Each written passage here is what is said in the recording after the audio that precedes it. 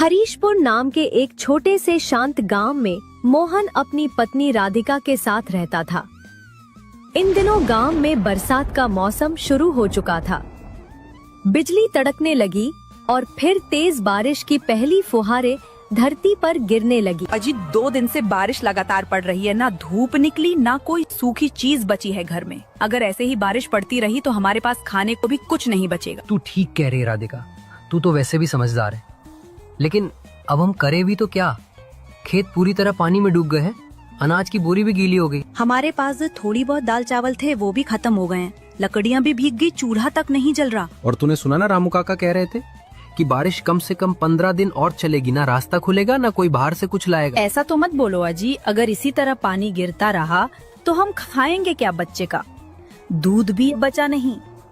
बारिश लगातार पड़ती रहती है, फिर 2-3 दिन बाद बारिश रुक जाती है। मोहन भर जाता है काम ढूंढने के लिए। मालिक, आपके पास अगर कुछ भी काम हो तो बताइए, मैं कुछ भी करने के लिए तैयार हूँ।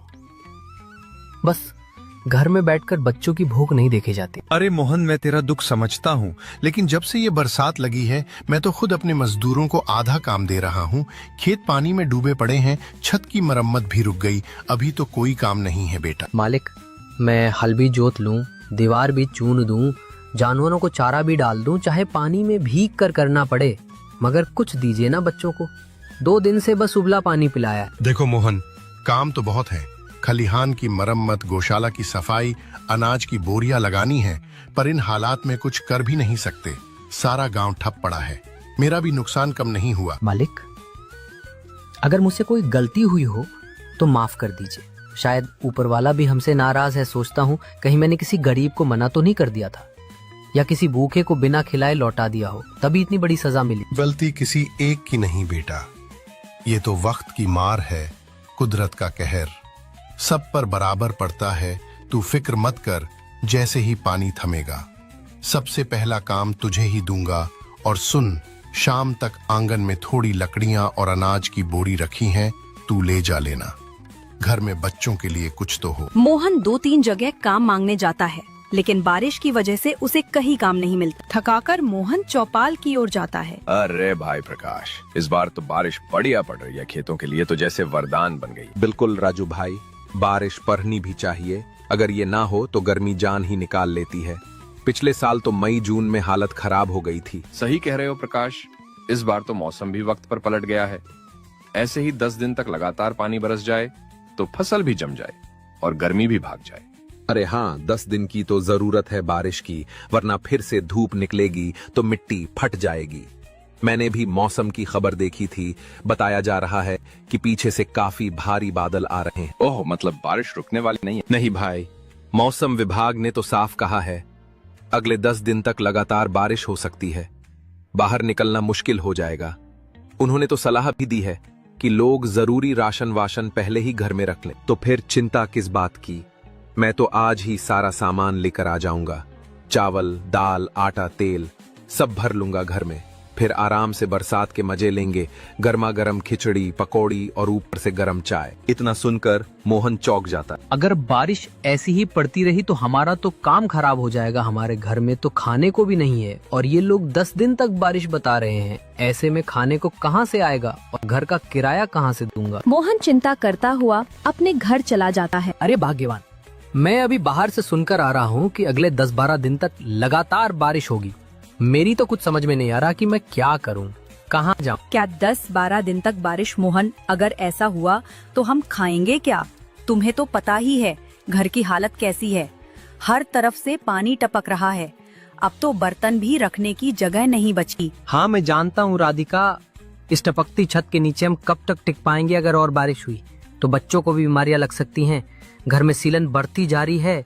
लासी, और देखो, सेठ जी का किराया भी देना है, पहले ये 2 महीने का बाकी है। अगर ऐसे ही हालात रहे तो हम कहाँ से किराया भरेंगे? वो तो सुनते भी नहीं हमारी बात। यही तो मेरी भी समझ में नहीं आ रहा। एक तरफ बारिश रुकने का नाम नहीं ले रही, दूसरी तरफ जेब में फूटी कौड़ी नहीं है।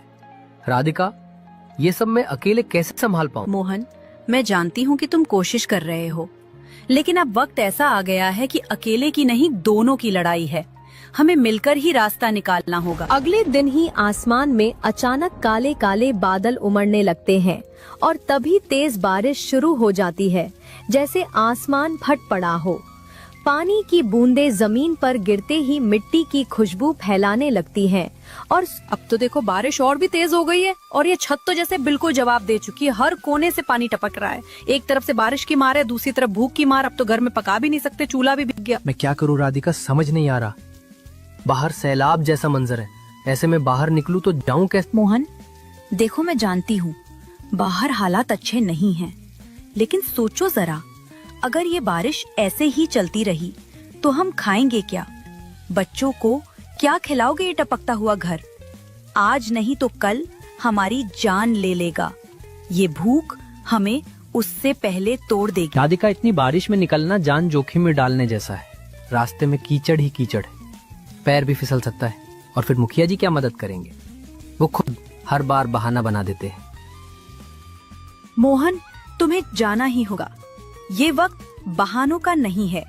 अगर अब नहीं गए तो कल को पछताने का भी मौका नहीं बचेगा। जाओ, सीधा जाओ मुखिया जी के पास, उन्हें हमारी हालत बताओ, उनके सामने हाथ जोड़ो, रो पड़ो, अगर जरूरत हो तो, लेकिन कुछ लेकर आओ। मोहन सेठ जी के घर जाता है पैसे उधार लेने के लिए। मुखिया जी, मुखिया जी घर के बाहर आते हैं। अरे मोहन, तू इतनी बारिश में यहाँ कैसे, और वो भी मेरे घर के बाहर? क्या कोई बहुत जरूरी बात है? मुखिया जी, इस बारिश ने तो मेरा जीना ही हराम कर दिया है। छत से लगातार पानी टपक रहा है, घर के अंदर जैसे नदी बह रही है। बच्चे ठंड से कांप रहे हैं और चूल्हा तो 2 दिन से जल भी नहीं पाया। खाना नहीं है, पैसे नहीं है, मजबूरी में ही आपके पास आया हूँ। अरे मोहन, बारिश तो अभी कम से कम 8-10 दिन और चलेगी। तू जानता ही है, इस बार गर्मी बहुत तेज पड़ी थी।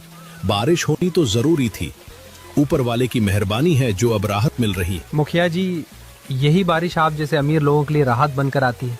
आपके पक्के मकान, गर्म चाय और आराम की जिंदगी के लिए ये मौसम सुहावना है, लेकिन हमारे लिए कहर बनकर टूटती है। मेरे जैसे रोज कमाने खाने वालों के लिए बारिश का हर दिन एक सजा है। मैं आपसे भीख नहीं मांग रहा, सिर्फ कुछ पैसे उधार मांग रहा हूँ, ताकि 2 वक्त का खाना जुटा सकूं, बच्चों को भूखा न सुलाना पड़े। जब हालात सुधरेंगे तो मैं पूरा चुका दूंगा। ईमान से। देख मोहन, पैसों की बात अभी बिल्कुल मत कर। मैं खुद कई लोगों को पैसे दे चुका हूं और अब मेरे पास देने को कुछ नहीं बचा। तू जानता है पंचायत में खर्चे कितने बढ़ गए हैं। मैं तुझे बिल्कुल भी पैसे नहीं दे पाऊंगा। तू कहीं और से इंतजाम कर ले, किसी और के पास जा। और हाँ, बारिश तो सबके लिए आई है। फर्क इतना है कि कोई भीगते हुए सहता है और कोई छत के नीचे बैठकर देखता है। मोहन लौटकर अपने घर आने लगता है। कभी मोहन के घर सेट आता है, घर का किराया लेने सुनो राधिका, मुझे अपने घर का किराया चाहिए। वैसे भी 1 महीने का किराया ज्यादा हो चुका है, अब और देर बर्दाश्त नहीं करूंगा। जी, मोहन किराया लेने गया है, उसके आते ही हम आपको पूरा पैसा दे देंगे, बस थोड़ा समय दे दीजिए। देखो राधिका, मुझे बहानों की जरूरत नहीं है। जो भी है साफ साफ बोलो। किराया अभी दो, वरना इस घर से निकल जाओ। सेठ जी, हम कहाँ जाएंगे बाहर? इतनी तेज बारिश हो रही है, घर के आगे पानी भर गया है, छत से पानी टपक रहा है। हमारे पास इस वक्त कुछ भी नहीं है, खाना तक नहीं है। हम पर ऐसा अन्याय मत कीजिए। देखो राधिका, बारिश के वक्त हमें भी खाना चाहिए। तुम लोगों की दिक्कत मैं हर बार नहीं सुन सकता। ये बारिश 1 दिन की नहीं, 10-12 दिन तक चलने वाली है। सोचकर ही मैं पहले ही आगाह कर रहा हूँ। सेठ जी, बस 1 दिन और रुक जाइए, मोहन आते ही आपसे बात करेगा। हम आपको आपका किराया जरूर देंगे, अभी तो हालात बहुत खराब है। सेठ राधिका और उसके बच्चे को घर से बाहर निकाल देता है और वहाँ से चला जाता है। तभी मोहन अपने घर आता है और बारिश में राधिका को खड़ा हुआ देखकर बहुत ही चौंक जाता है। राधिका, तुम इतनी तेज बारिश में यहाँ घर के बाहर क्यों खड़ी हो? क्या हुआ? मोहन सेठ सिंह जी आए थे किराया लेने। मैंने उन्हें समझाने की बहुत कोशिश की कि तुम पैसे लेने गए हो, मगर उन्होंने कुछ नहीं सुना। बोले कि बहाने बहुत सुन लिए, अब 1 दिन भी नहीं रुक सकते, और हमें घर से बाहर निकाल दी। उन्होंने इतनी बारिश में तुम्हें बाहर निकाल दिया, उन्हें जरा भी इंसानियत नहीं है। लेकिन मोहन, इतनी बारिश में हम वहाँ तक जाएंगे कैसे? कीचड़, पानी, अंधेरा, हमारे पास छाता भी नहीं है और तुम भी तो थके हुए हो। राधिका, जब तक हम दोनों साथ हैं कोई भी रास्ता मुश्किल नहीं। ये सब हालात हैं जो हमेशा नहीं रहे। मोहन, राधिका और उनका बच्चा तीनों बारिश में चल पड़ते हैं। थोड़ी दूर चलने के बाद उन्हें एक कंटेनर दिखता है। उसके पास उसका मालिक खड़ा होता है। सेठ जी, अगर आप बुरा ना माने तो एक बात कहूँ? हाँ हाँ मोहन, कहो क्या बात है? सेठ जी, ये जो कंटेनर आपने यहाँ फेंक रखा है, क्या ये पूरी तरह से खराब है? हाँ मोहन, ये कंटेनर अब किसी काम का नहीं रहा। जंग लग चुका है, अंदर का सामान भी निकाल लिया गया है। मैं तो इसे यहाँ से हटवा ही रहा था। सेठ जी, मेरे पास अब रहने के लिए कोई जगह नहीं बची। बारिश के कारण झोपड़ी भी बह गई है और किराया न देने की वजह से मालिक ने घर से निकाल दिया। अगर आप इजाजत दे तो क्या मैं इस कंटेनर को ही अपना छोटा सा घर बना लूं? मैं इसे साफ कर लूंगा, ऊपर कुछ तिरपाल डाल लूंगा, कम से कम सिर पे छत तो होगी। तुम्हारी आंखों में मजबूरी साफ दिख रही है मोहन। ये जमाना गरीब को जीने नहीं देता।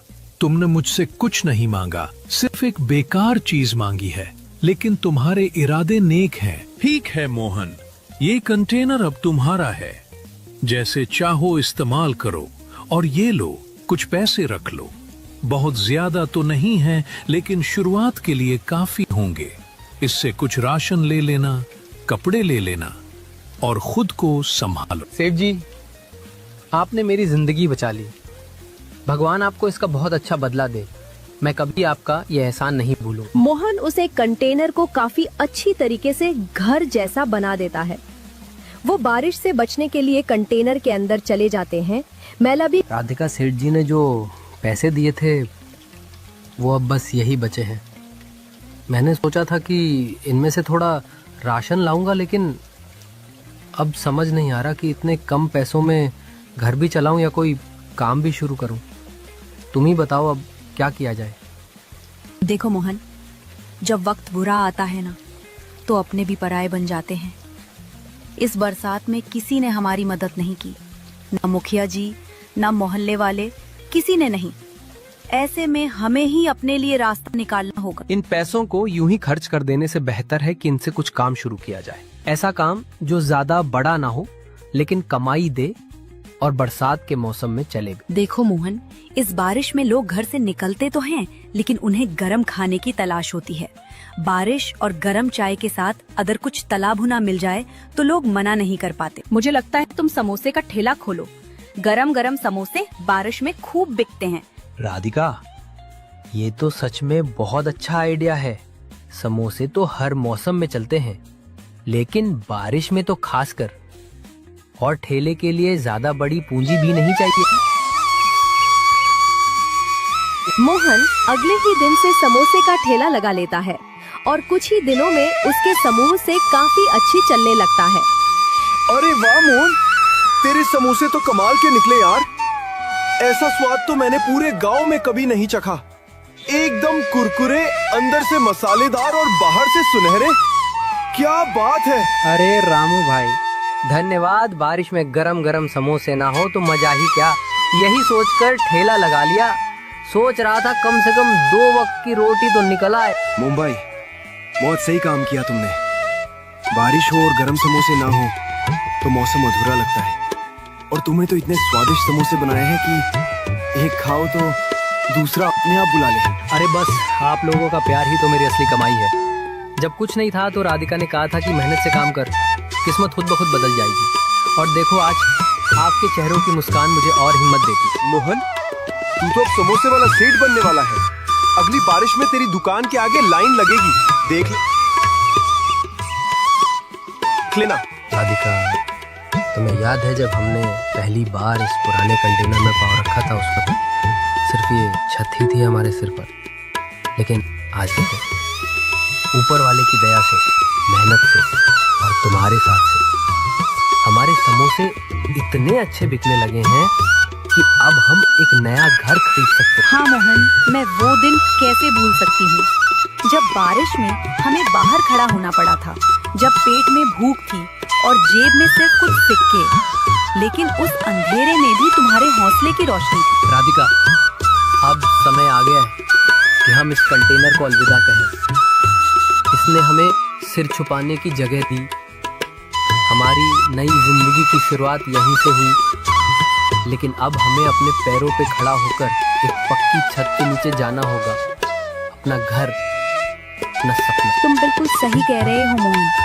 हमने दिन रात मेहनत की, हर बारिश में जलते चूल्हे के पास खड़े रहकर समोसे तले और हर ग्राहक की मुस्कान से हौसला मिला। अब वो मेहनत रंग लाई है। मैंने बाजार में एक छोटा लेकिन साफ सुथरा मकान देखा है। थोड़ी दूर है लेकिन माहौल अच्छा है। सोच रहा हूँ कल जाकर मालिक से बात कर लूँ। कुछ पैसों की व्यवस्था और कर लेंगे, लेकिन अब पीछे मुड़कर नहीं देखना है। अब मौका